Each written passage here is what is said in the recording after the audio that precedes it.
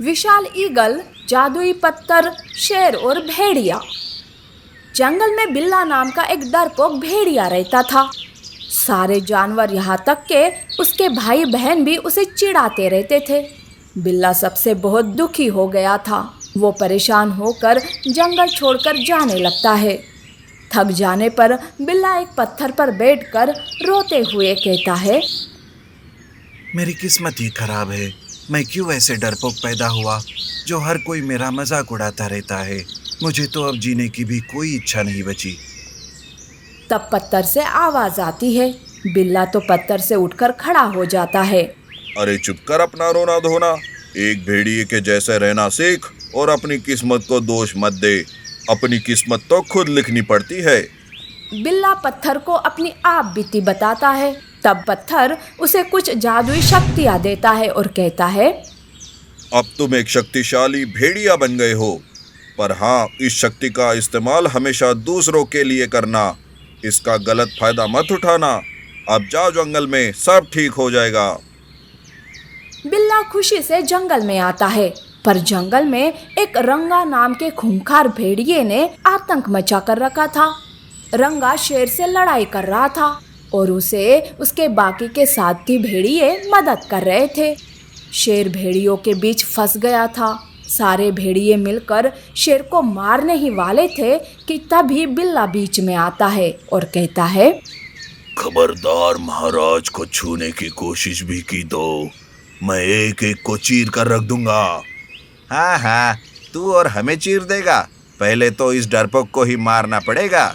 तब बिल्ला अपनी जादुई शक्ति का इस्तेमाल करता है और एक विशाल शक्तिशाली भेड़िया बन जाता है।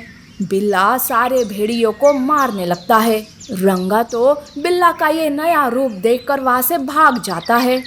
तब शेर बिल्ला का धन्यवाद करता है।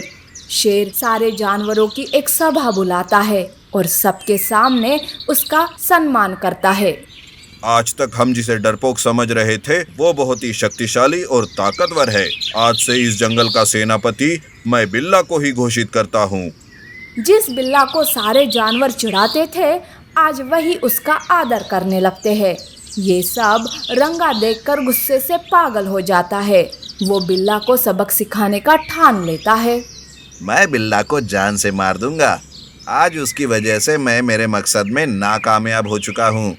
मैं भी जादुई पत्थर के पास जाऊंगा अब। रंगा जादुई पत्थर के पास जाता है और उसे बिल्ला के खिलाफ भड़काने लगता है। हे जादुई पत्थर, तुमने बिल्ला को बाकी के जानवरों की मदद के लिए एक जादुई शक्ति दी थी, पर वो बिल्ला उसका गलत फायदा उठा रहा है। उसने जंगल में आतंक मचा रखा है। शेर महाराज को कैद करके बंदी बनाया है उसने। जादुई पत्थर ये सुनकर बिल्ला पर बहुत ही गुस्सा हो जाता है और वो रंगा को एक विशाल ईगल में बदल देता है और कहता है, मैंने उस बिल्ला को समझाया था कि जादुई शक्ति का गलत फायदा नहीं उठाना, पर वो मेरी बात नहीं सुना। तुम जाओ, उस बिल्ला का सर मेरे कदमों पर लेकर आओ। जाओ। भेड़िया विशाल ईगल बनकर सीधे बिल्ला के पास जाता है। वो बिल्ला को ललकारने लगता है। तब बिल्ला भी विशाल भेड़िया बन जाता है। उन दोनों में लड़ाई शुरू हो जाती है। इस बार विशाल ईगल बिल्ला पर भारी पड़ता है। बिल्ला बहुत कोशिश करता रहता है विशाल ईगल को मारने की, पर हर बार नाकामयाब। ये सब शेर देख लेता है और वो भागते हुए जादुई पत्थर के पास जाता है। उसे रंगा की सारी सच्चाई बता देता है। तब जादुई पत्थर शेर के साथ लड़ाई की जगह पर पहुंच जाता है। जादुई पत्थर रंगा को दी हुई जादुई शक्ति वापस ले लेता है और कहता है, रंगा, झूठी बात बताकर मुझे तुमने मूर्ख बनाया है। अब तुम्हारी खैर नहीं। बिल्ला, मार दो इस रंगा को। बिल्ला रंगा को मार देता है। बिल्ला अपने साधारण रूप में आ जाता है। सारी समस्या दूर हो जाती है और फिर सेनापति बिल्ला के छत्र छाया में सारे जानवर खुशी खुशी रहने लगते हैं। अद्भुत सफेद बाघ की चालाकी और राजा ड्रैगन। जंगल के पहाड़ की चोटी से भालू गिरने ही वाला था कि उसने एक पेड़ को पकड़ लिया। वो मदद के लिए चिल्ला रहा था तो नीचे खड़े जानवर उसकी बचने की उम्मीद छोड़ दिए थे। तभी हाथी कहता है, मुझे नहीं लगता कि ये भालू अब बच पाएगा।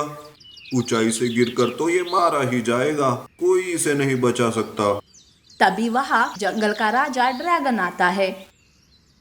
ड्रैगन बहुत ही शक्तिशाली था। उसने भालू को गिरने से बचा लिया और अपनी पीठ पर बिठाकर पहाड़ से नीचे ले आया। ये सब दूर से बाघ देख लेता है और वो मन ही मन सोचता है, अरे ये ड्रैगन कितना बलवान है, इसका और मेरा क्या मुकाबला। लगता है मेरा जंगल का राजा बनने का सपना अधूरा ही रह जाएगा। बाघ जंगल का राजा बनने का सपना देख रहा था।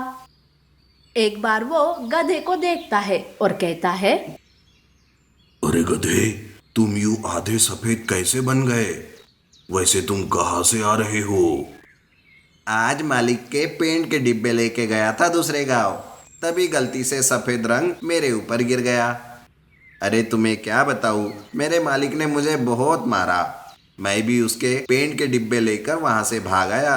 अब चिल्लाते बैठेगा वो, लेकिन मुझे क्या, मुझे उसने क्यों मारा? गधा पेंट के डिब्बे लेकर अपने घर आता है। बाघ के खुरापाती दिमाग में एक आइडिया आता है। रात के समय में वो गधे के घर के सारे पेंट के डिब्बे चुरा लेता है और अपने शरीर पर सारे सफेद पेंट के डब्बे खाली कर देता है। उस पेंट की वजह से बाघ सफेद बाघ बन जाता है और खाली पेंट के डिब्बे को एक पेड़ के नीचे पाकर रख देता है और सोचता है, अब तो ड्रैगन खुद मुझे इस जंगल का राजा बनाएगा और उस ड्रैगन को मैं ही झांसे में लूंगा। बाघ ड्रैगन को आते देखता है। तब वो एक पेड़ के नीचे बैठकर ड्रैगन से कहता है, आइए आइए महाराज, आप इस जंगल के ही राजा हो ना। आपके जैसा ताकतवर राजा इस जंगल को मिला, ये तो जानवरों के लिए बहुत ही नसीबों वाली बात हो गई। लेकिन आपको ये बात कैसे पता चली? आप तो इस जंगल के नहीं हो। ड्रैगन महाराज, मैं कोई साधारण बाघ नहीं हूँ, मैं अंतर्यामी हूँ। मुझे सब पता है और मेरे पास कुछ जादुई शक्तियाँ भी है जिससे मैं कुछ भी जान सकता हूँ और कर भी सकता हूँ। बाघ ड्रैगन को भरोसा दिलाने के लिए अपनी जादुई शक्ति से पेड़ से आम गिराता है। वैसे वो आम उसने ही पहले उस पेड़ पर चिपका के रखा था।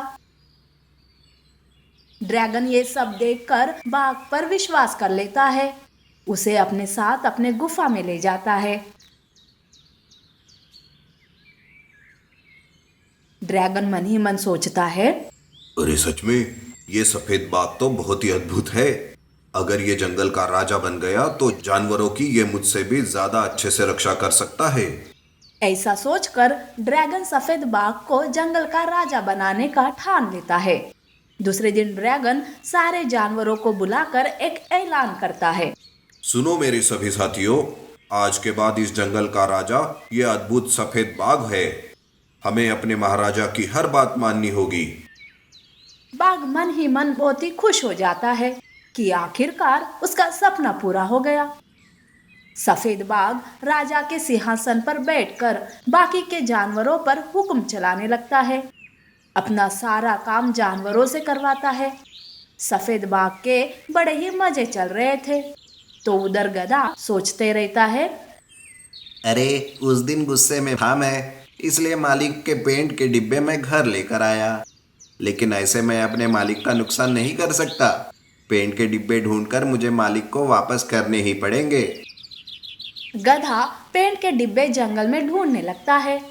जंगल में उसकी मुलाकात सफेद बाघ से होती है, पर तब सफेद बाघ उससे नजरें चुराकर वहां से चला जाता है। तब वो सोचता है, अरे ये बाघ तो कुछ जाना पहचाना लग रहा है, मुझे ये बात ड्रैगन को बतानी होगी।